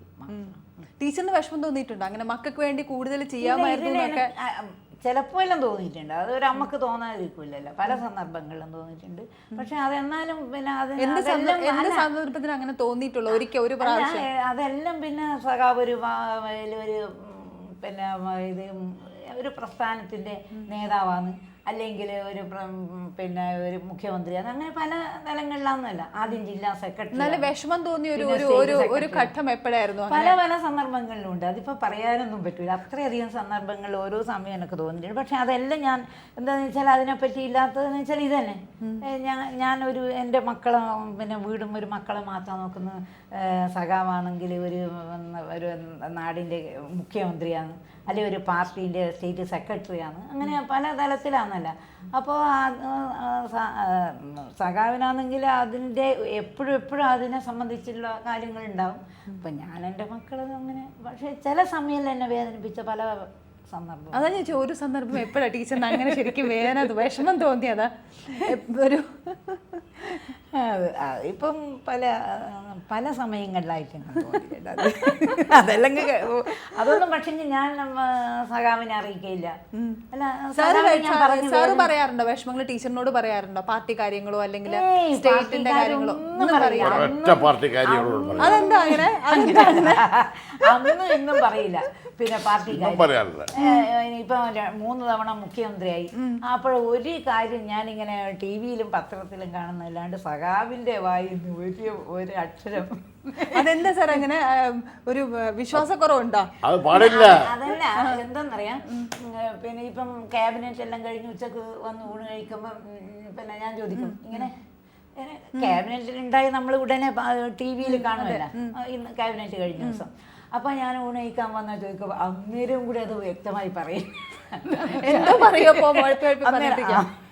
അന്നേരവും പറയില്ല, നീ അതെല്ലാം വായിച്ചാൽ മതി അല്ലെ, അങ്ങനെയല്ലാണ്ട് നീ എവിടുന്ന് ഇത് അറിഞ്ഞു, അങ്ങനെയല്ല നീ എങ്ങനെ അറിഞ്ഞു. അപ്പൊ ഞാൻ പറയും നിങ്ങൾ മുഖ്യമന്ത്രി പത്രത്തിൽ നമുക്ക് എല്ലാവർക്കും വായിക്കാമല്ലോ, അല്ലെ ടി വി നമ്മൾ എല്ലാവരും കാണുന്ന കാര്യമല്ലേ, അപ്പോൾ ഇതെല്ലാം ഞങ്ങൾ അറിയുന്ന കാര്യമല്ലേ, നീ എങ്ങനെ അറിഞ്ഞു എന്നാ ചോദിക്കുക. അതാണ് അങ്ങനെയാണ്. സാറിനെ ഭയങ്കരമായിട്ട് ഇങ്ങനെ അറ്റാക്ക് ചെയ്യുമ്പോൾ ടീച്ചറിന് വിഷമം തോന്നോ? അങ്ങനെ പറയാൻ പാടില്ല. അതെ, പാർട്ടി കാര്യങ്ങളൊന്നും പറയില്ല അല്ലേ?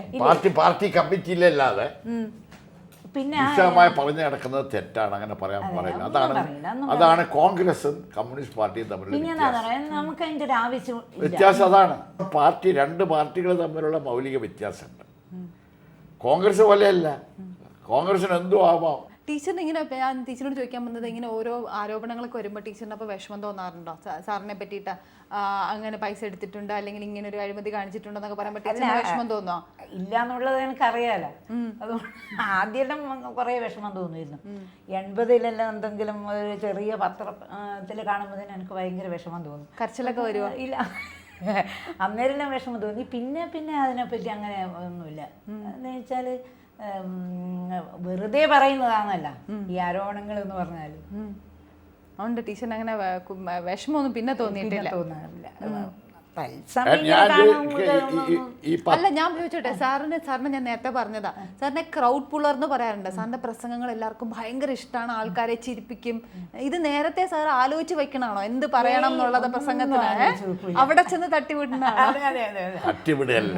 അതിലെ വ്യത്യാസം എന്താണെന്ന് പറഞ്ഞാൽ, ഇപ്പോ ഈ കരുണാകരൻ പറയുന്നത് ഞാനും തമ്മിലുള്ള വ്യത്യാസം, അതാത് സമയത്തുള്ള രാഷ്ട്രീയം ജനങ്ങളെ പഠിപ്പിക്കണം. ഒന്ന്, അത് തുറന്ന് കാട്ടിക്കൊണ്ട് എക്സ്പോസ് ചെയ്തിട്ട് അതിനെതിരായിട്ട് ഇടതുപക്ഷത്തിന് അനുകൂലമാക്കി തീർക്കണമെങ്കിൽ നിലവിലുള്ള രാഷ്ട്രീയത്തിൻ്റെ പൊള്ളരുതായ്മയും കൊള്ളരുതായ്മയും ശക്തിയായി തുറന്നു പറയണം. ഇത് കരുണാകരൻ ചെയ്യുന്നില്ല. പക്ഷെ സഖാവ് എങ്ങനെ ആൾക്കാരെ ഇത്ര ചിരിപ്പിക്കുന്നത്? ഭയങ്കര ക്രൗഡ് അല്ല. സാറ് പറഞ്ഞിട്ടുണ്ടല്ലോ, പ്രസംഗം എനിക്കൊരു ഹെൽത്ത് ടോണിക് ആണ്.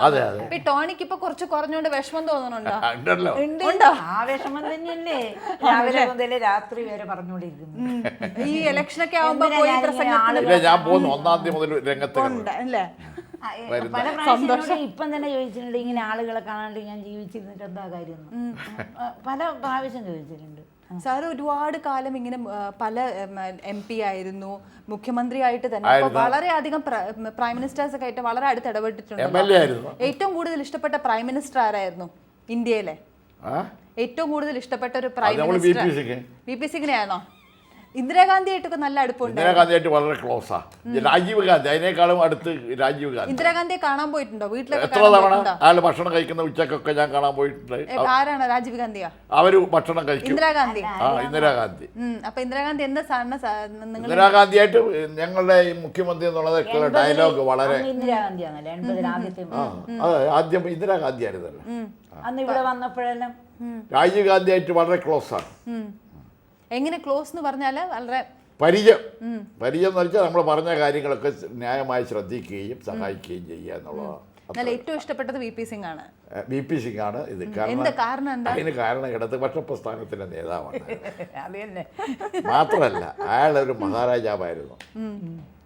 അയാളുടെ സഹോദരൻ വെടിയേറ്റ് മരിക്കുകയാണ് ചെയ്തിട്ടുള്ളത്. ആ ഒരു സഹോദരൻ ഞാൻ ഇതിനിടെ കണ്ടു, ആസ്പത്രി കിടന്നപ്പോൾ. രണ്ടാമത്തെ സഹോദരൻ അയാളും വന്നിരുന്നു എൻ്റെ റൂമിൽ. VP സിംഗ് ഇന്നും അയാൾ വളരെ സ്ട്രോങ് ആണ് ആശയപരമായിട്ട്. അയാൾ വിട്ടിട്ട് ഈ BJP-കാരന്മാര് കോൺഗ്രസ് ചേരുക അല്ലെങ്കിൽ BJP ചേരുക എന്നൊന്നും അയാൾ ചെയ്തിട്ടില്ല. അതാണ് നിങ്ങളൊരു സ്ട്രോങ് ഐഡിയോളജിക്കൽ മാനാണ്. അതുകൊണ്ടാണ് ഞാൻ പറഞ്ഞത്. മറ്റേ അല്ല, സഖാവിന് ഏറ്റവും ഇഷ്ടപ്പെട്ട മിത്തോളജിക്കൽ ക്യാരക്ടർ കർണനാണെന്ന് കേട്ടിട്ടുണ്ട്. കർണൻ അത് ഇതിൻ്റെ അകത്ത് ഭാരതത്തിൽ കർണനാണോ ഏറ്റവും ഭാരതത്തിൽ കർണനാ എൻ്റെ. ആണോ? അതിന്റെ കാര്യം എന്താ? എന്താ കാരണം എന്ന് പറഞ്ഞാൽ സത്യസന്ധൻ കാരണനാ, ആണോ? അർജുനനല്ല. എന്താ കാരണം എന്ന് പറഞ്ഞാൽ സഹോദരനാണ് നീ കൊല്ലേണ്ടത് എന്ന് ശ്രീകൃഷ്ണൻ പറഞ്ഞപ്പോൾ ഇഷ്ടം തയ്യാറായില്ലേ?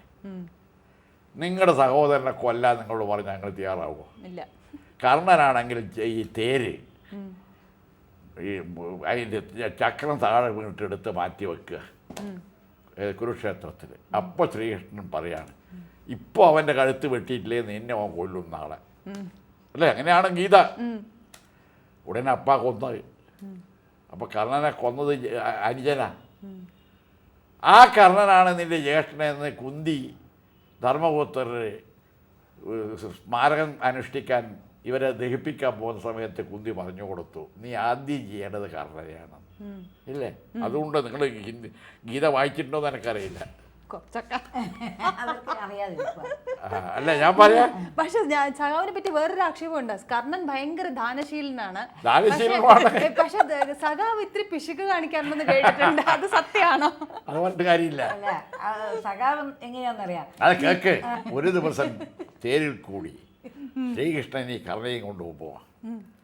എന്നിട്ട് കർണനോട് വഴിക്ക് വെച്ച് വരിക, നീ എൻ്റെ രാജാവാക്കും, നീ യുദ്ധത്തിന് ഇവരെ കൂടെ ചേരണം. എനിക്ക് ചോറ് തന്നതാരാ, എന്നെ വളർത്തിയതാരാ, ഞാൻ അവരെ വഞ്ചിക്കണമെന്നല്ലേ നീ പറയുന്നത്? ശ്രീകൃഷ്ണൻ നിന്നവിടെ. ഞാൻ നേരത്തെ ചോദിച്ചില്ലേ സഖാവിനോട്?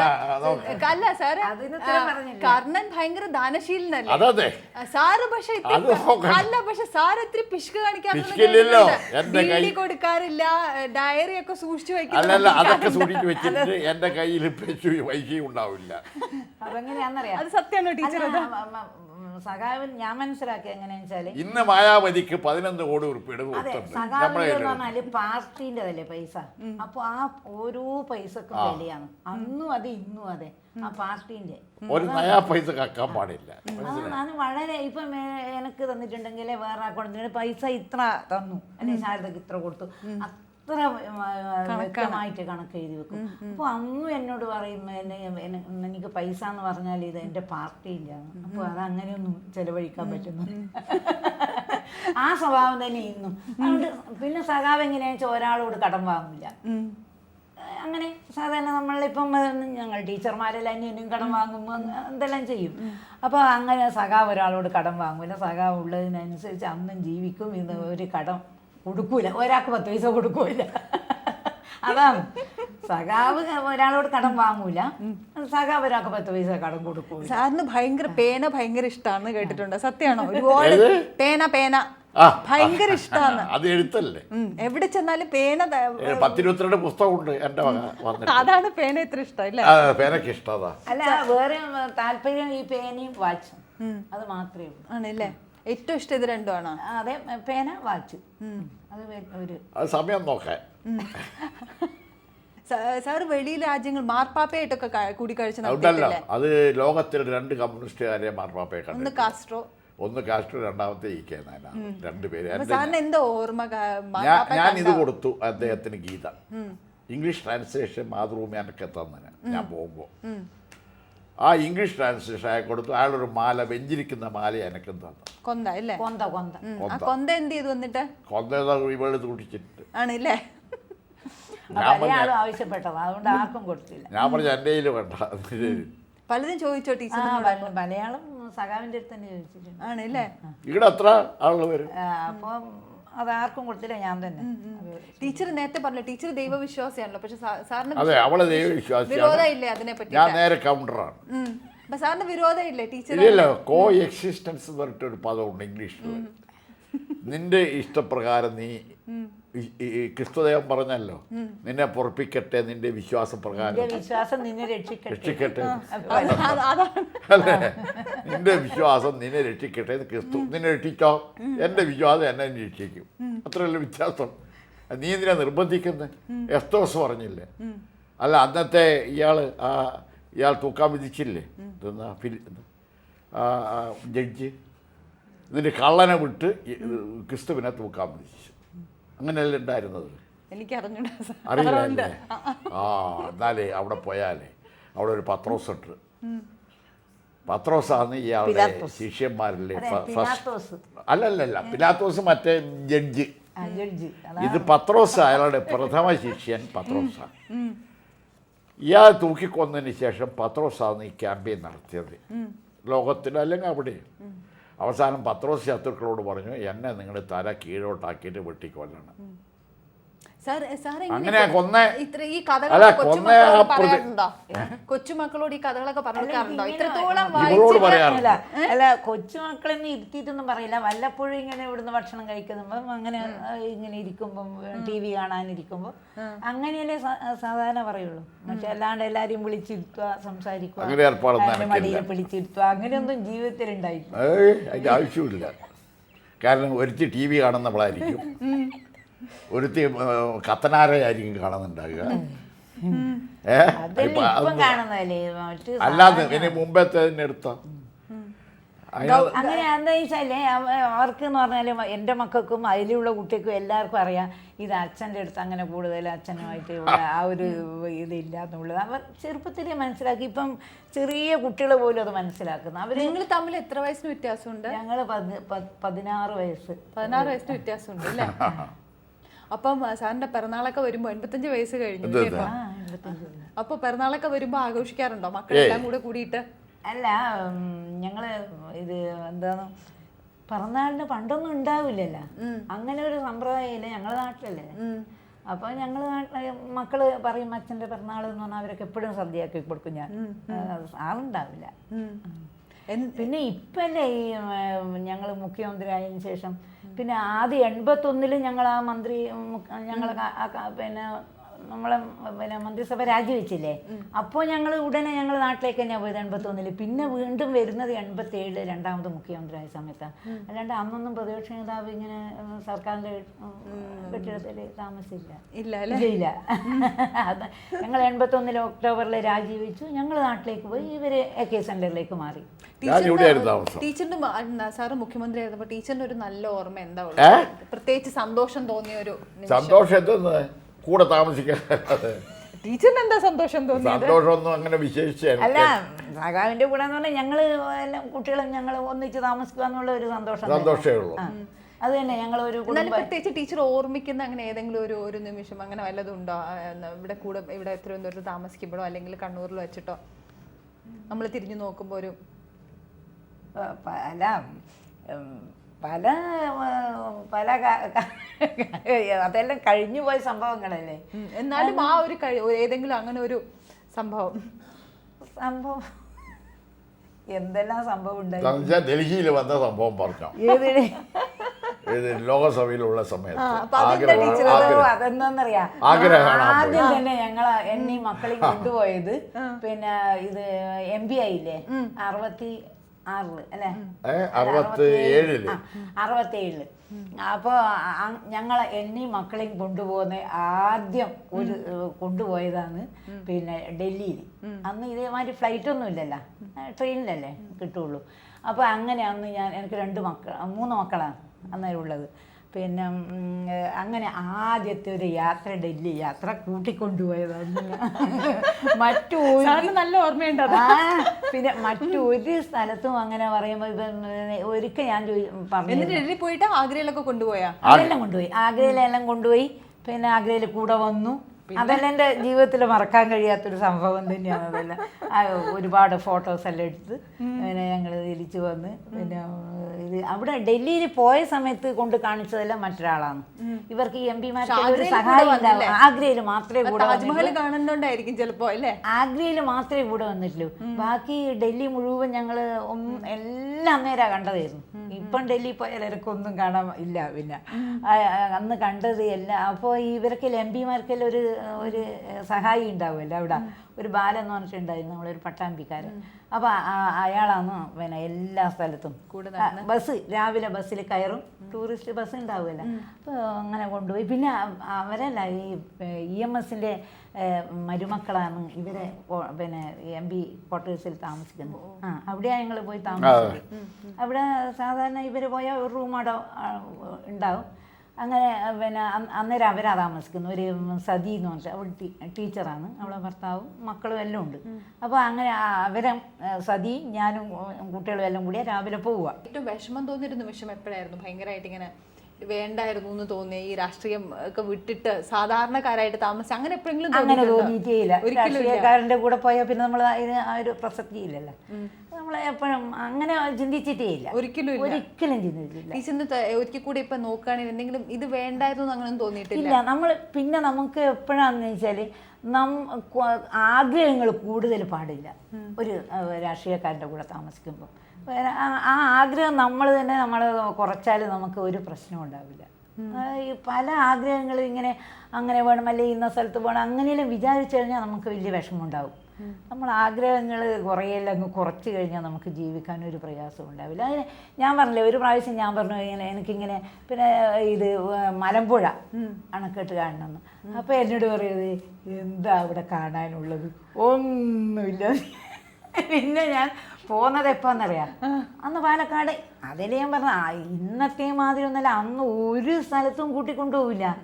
അപ്പോൾ പിന്നെ ഞാൻ കാണുന്നത് എൻ്റെ മോൻ ആളായതിനു ശേഷം, അവൻ സ്വന്തമായി കാറ് വാങ്ങിയതിന് ശേഷമാണ് പിന്നെ ഞങ്ങളെല്ലാവരും കൂടെ പിന്നെ ഇങ്ങനെ ഒരു ടൂറ് നടത്തിയത്. അങ്ങനെ മലമ്പുഴ കണ്ടുവന്ന്.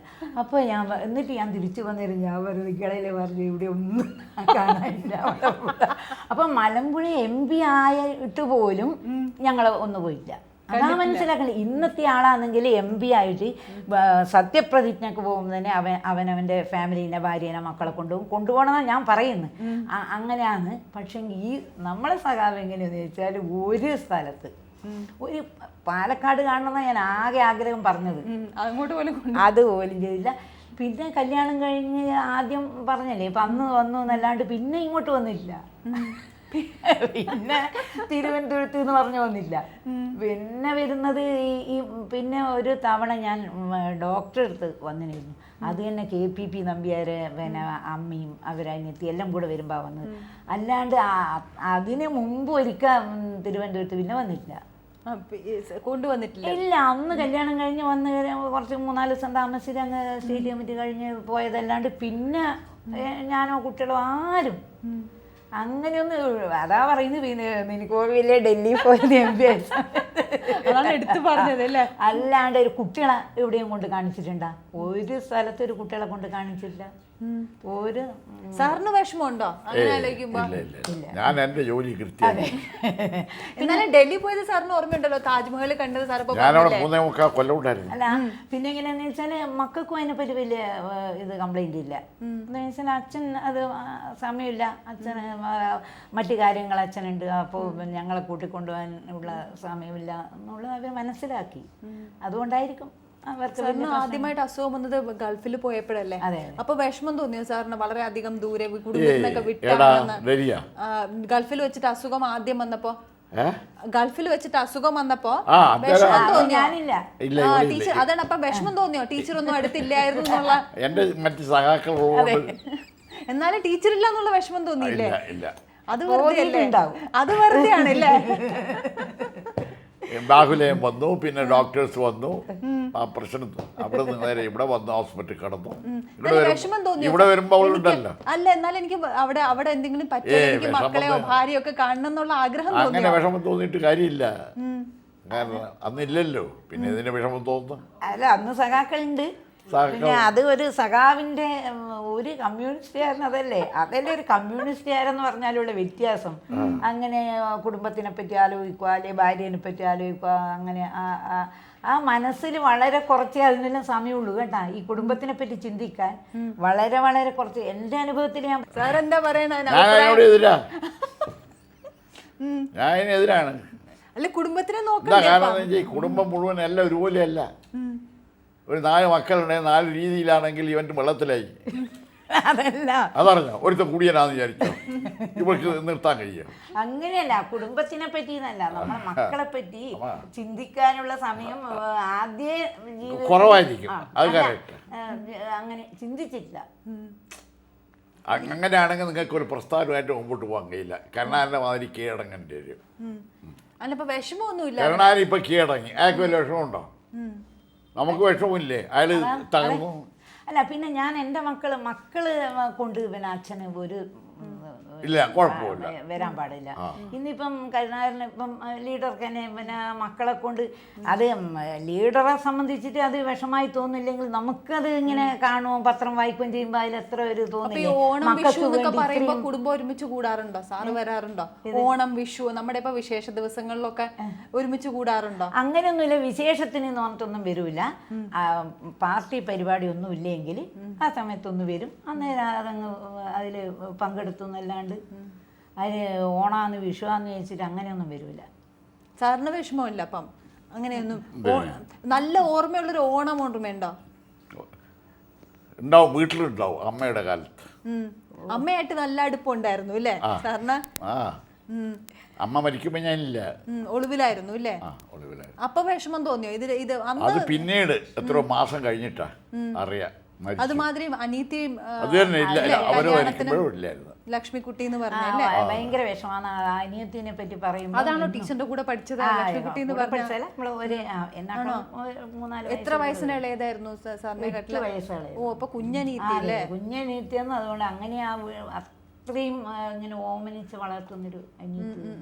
അപ്പോൾ അത് ഇന്നും ഭയങ്കര വിഷമമുണ്ട് അല്ലേ അനിയത്തിനെ കുറിച്ച് പറയും. പിന്നെ അച്ഛനും അമ്മയും പിന്നെ നമുക്ക് എപ്പോഴും ഉണ്ടാവില്ലല്ലോ. എന്നാലും ഭയങ്കര ഇന്നും അനിയത്തിനെ പറ്റി പറയുമ്പം വലിയ വിഷമാണ്. നല്ല അടുപ്പുണ്ടായിരുന്നു അല്ലേ സാറിന് അനിയത്തിയുമായിട്ട്? ചെറുപ്പം ആ അനിയത്തിന്റെ കൂടെ കഴിയാൻ ഉണ്ടായിട്ടില്ല. കല്യാണത്തിനും കൂടാൻ ഒളിവില്ലായിരുന്നു. അപ്പൊ അന്ന് വിഷമം തോന്നിയോ? ഇത് വേണ്ടായിരുന്നു? അതൊക്കെ എത്ര മാസം കഴിഞ്ഞാൽ ഈ അറിയാ മരിച്ചിട്ട്? അപ്പൊ അറിഞ്ഞേ ഇല്ല. ഇല്ല അങ്ങനെയാണെങ്കിൽ ഈ പഠിക്കുന്ന കാലഘട്ടം തൊട്ടിട്ട് ഇതിൽ ഇറങ്ങിയതല്ലേ. അങ്ങനെയാണെങ്കിൽ പിന്നെ ഇതിലേക്ക് പോവില്ലല്ലോ. അങ്ങനെ ആ മനസ്സിൽ വിഷമമുണ്ടെങ്കിൽ അപ്പോൾ ഈ ഒരു പാർട്ടിയിലേക്ക് വേണ്ടി പോയതല്ലേ, അന്നേ ഇറങ്ങി തിരിച്ചതല്ലേ. സാറിനോട് ചോദിക്കുകയാണെങ്കിൽ ഇന്നും അതിൽ തന്നെ ഉറച്ചു നിൽക്കുന്ന അന്ന് നിന്ന പോലെ ഇറങ്ങി തിരിച്ചതിൽ ഇന്നും ഉറച്ചു നിൽക്കുന്നു. കയ്യൂർ 4 പേരെ തൂക്കി, അതിന് ഒരു പ്രതിയാണല്ലോ ഞാൻ. എന്നെ കിട്ടിയിരുന്നെങ്കിൽ എന്നെ ആ കൂടെ തൂക്കുമായിരുന്നു. 4 പ്രതികളാണല്ലോ, മടത്തിലപ്പു, ചെരുവണ്ണൻ, കുഞ്ഞമ്പുനായർ, അബൂബക്കർ. അവരെ കൂടെ എന്നെയും കിട്ടിയിരുന്നെങ്കിൽ തൂക്കുമായിരുന്നു. 3-ാം പ്രതി എന്നെ കിട്ടിയില്ലല്ലോ. അപ്പോൾ അവരെ വധശിക്ഷയ്ക്ക് ജീവൻ ബലിയർപ്പിച്ചു ഈ രാജ്യത്തിന്. വളരെയധികം ആൾക്കാർ ഇങ്ങനെ സ്നേഹിക്കും, വളരെ പോപ്പുലർ ആണ് സാറിന്. അപ്പൊ ടീച്ചറിന് അങ്ങനെ മനസ്സിലായി എപ്പോഴെങ്കിലും അങ്ങനെ സാറിനോട് ഈ ആൾക്കാരുടെ സ്നേഹം കാണിച്ച അങ്ങനെ ഏതെങ്കിലും ഒരു സംഭവം? ഈ ഓരോ പിന്നെ അസുഖമായിട്ട് ഇങ്ങനെ ഞങ്ങൾ 2 തവണ പിന്നെ ഈ കോഴിക്കോട് മെഡിക്കൽ കോളേജ് കിടന്നിട്ടുണ്ടായിരുന്നു. ഒരു തവണ 1 മാസം ഒരു പനി, പിന്നെ 2ാമത്തെ തവണയും അവിടെ തന്നെ അവിടെ എത്തിയപ്പോഴാണ് അസുഖം വന്നത്. അങ്ങനെ 2 പ്രാവശ്യം കോഴിക്കോട് മെഡിക്കൽ കോളേജിൽ കിടന്നപ്പോൾ ഈ കോഴിക്കോട് ജില്ലാ സെക്രട്ടറി ആയതല്ലേ 11 കൊല്ലം. അപ്പോൾ ഈ കോഴിക്കോട് ജില്ലേൻ്റെ എല്ലാ മുക്കും മൂലയും ഒറ്റ ഒരു ഭാഗം അറിയാണ്ടില്ലല്ലോ. അപ്പോൾ അസുഖമായിട്ട് അവിടെ കിടക്കുമ്പോൾ എത്രയോ സ്ത്രീകളും പുരുഷന്മാരും ഇങ്ങനെ വരുമായിരുന്നു. സഖാക്കളും സ്ത്രീകളും എല്ലാം ഒരുപടി ആൾക്കാർ വരും. അപ്പോൾ അന്ന് അവരെ ആ ഒരു സ്നേഹം കാണുമ്പോൾ എനിക്ക് ഭയങ്കരമായിട്ട് തോന്നിയിട്ടുണ്ട്. പിന്നെ ആ സമയത്താണ് നമ്മളെ ഈ 1ാമത്തെ മന്ത്രിസഭയിലല്ലേ, അല്ല 1ാമത്തെ ഏത് മന്ത്രിസഭയിലാ കാർഷിക പെൻഷൻ നടപ്പിൽ? അല്ല അതെന്നെ 1ാമത്തെ അല്ല 2ാമത്തെ. അപ്പോൾ ആ സമയത്ത് ഈ കർഷക പെൻഷൻ, കർഷക തൊഴിലാളി പെൻഷൻ നടപ്പിൽ വരുത്തിയില്ലേ. അപ്പോൾ അത് കർഷക തൊഴിലാളി സ്ത്രീകൾ, അപ്പോൾ അവർ വന്നിട്ട് അവർ അത് പറഞ്ഞിട്ടായിരുന്നു. അങ്ങനെ ഭയങ്കര അവർ വന്നിട്ട് ആ ഒരു കാര്യം പറഞ്ഞിട്ട് ഞാൻ സഖാവിനെ ഒന്ന് കാണിച്ചേന്ന് വന്നിട്ടുള്ള ആ ഒരു ഇത്തവണ അതുമാതിരി സാറ് അസുഖമായിട്ട് ഡൽഹിയിൽ പോകുമ്പോൾ ആൾക്കാർ ഒരുപാട് പേര് അവിടെ ഹോസ്പിറ്റലിലും എയർപോർട്ടിലും ഒക്കെ വന്നിട്ടുണ്ടായിരുന്നു അല്ലേ, കാണാനും യാത്ര അയക്കാനും ഒക്കെ. അപ്പൊ സാറിന് ആസ്പത്രിയിലുള്ളവരെ തന്നെ, പുറത്തുള്ളവരല്ല, ആസ്പത്രിയിൽ രോഗികളെ ഇവിടെ ആയിരുന്നല്ലോ ഞാൻ 4 കൊല്ലം. 42, 3, 44, 45, 46 ജൂൺ വരെ ട്രാവൻകൂറിൽ. സാറ് തിരിഞ്ഞു നോക്കുമ്പോൾ സാറ് മുഖ്യമന്ത്രിയായിട്ട് ചെയ്തതിൽ ഏറ്റവും വളരെ സന്തോഷം തോന്നുന്ന അങ്ങനെ ഏതെങ്കിലും ഒരു പ്രത്യേക കാര്യമുണ്ടോ? സന്തോഷം വെച്ചാൽ ഇതിനു വേണ്ടി ചെയ്ത സേവനം ഏറ്റവും തൃപ്തികരമാണ്. ജനസേവനത്തിന് വേണ്ടി ചെയ്യുക എന്നുള്ള ഒരു മനുഷ്യൻ്റെ ജീവിതത്തിൽ ചെയ്യേണ്ടത്. അത് നിങ്ങൾ പല മേഖലയിൽ കൂടിയും ജനങ്ങളെ സഹായിക്കാനും പിന്തുണക്കാനും ശുശ്രൂഷിക്കാനും പോകും. ചില സമയം കുരുത്തോലയായിട്ട് പോകും. പക്ഷെ സാറിന്റെ പല പ്രസംഗങ്ങളും ഭയങ്കര അതെ, വിവാദമായിട്ടുണ്ട്. ജനങ്ങളെ സഹായിക്കുക എന്നുള്ളത് പണ്ട് പാതിരാമണല് പറഞ്ഞില്ലേ ചായ കുടിക്കുന്ന അതെ, റേപ്പിന്റെ അത് ടീച്ചറിന് വിഷമം a തോന്നി, glass of അങ്ങനെ water. വിഷമം തോന്നിയോ? Glass of water theory. അതൊരു വിഷമം. അതുപോലെ തന്നെ ദൈവത്തിന് എന്തിനാ കാവക്കാരൻ, അത് പാറാവെന്ന് ചോദിച്ചു. അപ്പൊ ടീച്ചറിന് വിഷമം പാറാവെന്തിനാന്ന് തോന്നിയോ? ഞാൻ ആലപ്പുഴ ഇത് പ്രസംഗിച്ചതാ. അങ്ങനെയൊക്കെ തോന്നുമ്പോ ടീച്ചറിന് എന്താ പ്രതികരണം? ടീച്ചറിന് എന്ത് തോന്നാറുണ്ട്? അല്ല. ടീച്ചർ ഇങ്ങനെ പറയില്ലെന്ന് പറയോ? ടീച്ചറെ നോക്കിയിട്ടൊന്നല്ല എൻ്റെ പ്രസംഗം. പാറാവെന്തിന എൻ്റെ ക്വസ്റ്റ്യന് റിപ്ലൈ പറയണം. ആർക്കും കഴിയുന്നില്ല. ദൈവത്തിന് എന്തിനാ പാറാവ് ചോദിക്കും. ദൈവം സർവശക്തനാണെങ്കിൽ പിന്നെ പാറാവിൻ്റെ ആവശ്യമുണ്ടോ? അല്ല, അപ്പൊ ഇത്രയും ബഹളം ഉണ്ടാവുമ്പോൾ സാറിന് വിഷമം തോന്നി പറയണ്ടായിരുന്നു എന്ന് തോന്നാറുണ്ട്? ഇല്ല ഇല്ല, അയ്യേ അതൊന്നും തോന്നില്ല. അല്ല, 100 തവണ പിന്നെയും പറയും ഞാൻ. അതെ, അത് തന്നെ പറയും. കാരണം നിങ്ങൾ ചെയ്യുന്നത് ദൈവം നിങ്ങളെ ബുദ്ധിമുട്ടിക്കുന്ന സമയത്ത് നിങ്ങൾക്ക് ആശ്വാസം കിട്ടുന്നതായിരിക്കുന്ന ഒരു ശക്തി ഉണ്ടെന്ന് വിചാരിച്ചിട്ടാണ്. അത് നിങ്ങൾക്ക് ആശ്വാസം തന്നാൽ ആ ശക്തി എന്തിനാ? സാറ് തിരിഞ്ഞു നോക്കുമ്പോ അപ്പോൾ അല്ല ആവശ്യമില്ല. അപ്പോൾ സോഷ്യൽ കണ്ടീഷൻ്റെ ചേഞ്ചാണ് നിങ്ങൾക്ക് ആശ്വാസം. അടിമ സമ്പ്രദായ കാലത്ത് നിങ്ങൾക്ക് ഈ ആശ്വാസം ഉണ്ടോ? സാറിന് ഇങ്ങനെ ഇത്രയും പുരാണങ്ങളെ പറ്റി അറിയുന്ന ടീച്ചർ, സാറിന് നന്നായിട്ട് എല്ലാം പറയാൻ ഒരു പറ്റും. സാഹിത്യ സാംസ്കാരിക രംഗത്തിൽ നിങ്ങൾക്ക് ഇടപെടണമെങ്കിൽ കേരളത്തിലെയും ഇന്ത്യയിലെയും പുരാണങ്ങളും സാഹിത്യങ്ങളും മറ്റ് മതഗ്രന്ഥങ്ങളും നിങ്ങൾ വായിക്കണം. ഇതിൻ്റെ അർത്ഥം അതിൻ്റെ ഒക്കെ ഇടയിൽ വിശ്വസിക്കുക എന്നുള്ളതല്ല. അത് നിങ്ങൾ പഠിച്ച് വിലയിരുത്തിക്കൊണ്ട് നിങ്ങളുടെ ജീവിതം എങ്ങനെ ജനസേവനമാക്കി തീർക്കും എന്ന കാര്യത്തിൽ നിങ്ങൾക്ക് എത്തിച്ചേരാൻ കഴിയണം. എങ്ങനെ വായിച്ചത് എല്ലാ ബുക്കും പിന്നെ ബൈബിളുണ്ട്, ഖുറാനുണ്ട്, ഇവരെ പുസ്തകശേഖരത്തിൽ. പിന്നെ ഖുറാനുണ്ട്, ഭാരതമുണ്ട്, പിന്നെ രാമായണം. എപ്പോഴും വായിക്കാൻ സമയം കിട്ടുന്ന ഈ പുരാണങ്ങളൊക്കെ? അത് ആ പുരാണങ്ങളിലും വായിച്ച എനിക്കൊന്ന് ജയിലിൽ നിന്നായിരിക്കണം. ആണോ?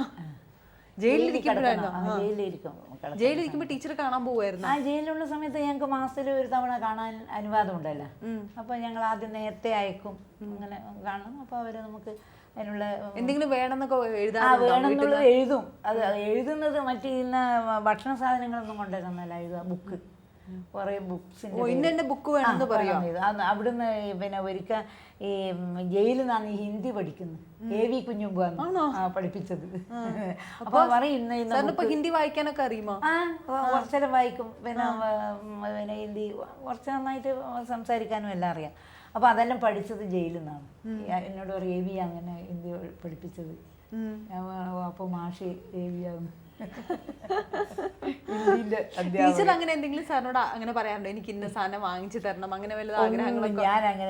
ഞാൻ പറഞ്ഞില്ലേ, സാറിന്റെ സ്വഭാവം അനുസരിച്ച് അത് ആദ്യം മനസ്സിലാക്കിക്കൊണ്ട് ഞാൻ ഒരു കാര്യത്തിന് എനിക്ക് ഇന്നത് വേണമെന്നറിയില്ല. പക്ഷേ ആദ്യമെല്ലാം കല്യാണം കഴിഞ്ഞ ആദ്യ കാലങ്ങളിലെല്ലാം എവിടെയെങ്കിലും സമ്മേളനത്തിന്, പിന്നെ പുറത്തെല്ലാം ഇവിടെ സമ്മേളനത്തിനെല്ലാം പോയി അന്നും സമ്മേളനത്തിനും ഒന്നും ഞാൻ പോകുന്നില്ലല്ലോ.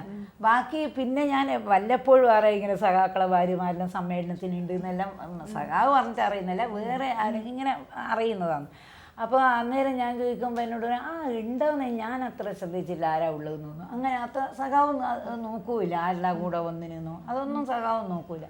അപ്പോൾ അങ്ങനെ ആ സമയത്ത് ഇങ്ങനെ ഈ അഴീക്കോടനും എല്ലാം ഉള്ള കാലത്താണ് ഞാൻ പറയുന്നത്. ആ അഴീക്കോടനെല്ലാം പോയി പിന്നെ ഭാര്യക്ക് സാരിയോ എന്തെങ്കിലും വാങ്ങുമ്പോൾ സാരി കൊണ്ട് തരും.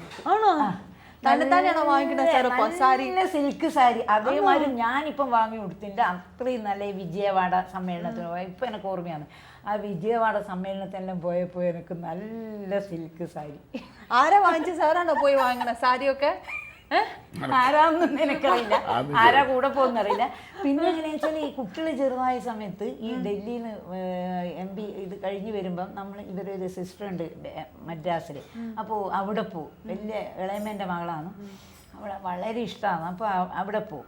അപ്പോൾ അവിടെ പോകുന്ന സമയത്ത് അവിടെ ഉച്ചക്ക് ഭക്ഷണം കഴിച്ച് പിന്നെ അവിടെ ഒരു സഖാവുണ്ട് ഈ മദ്രാസിൽ.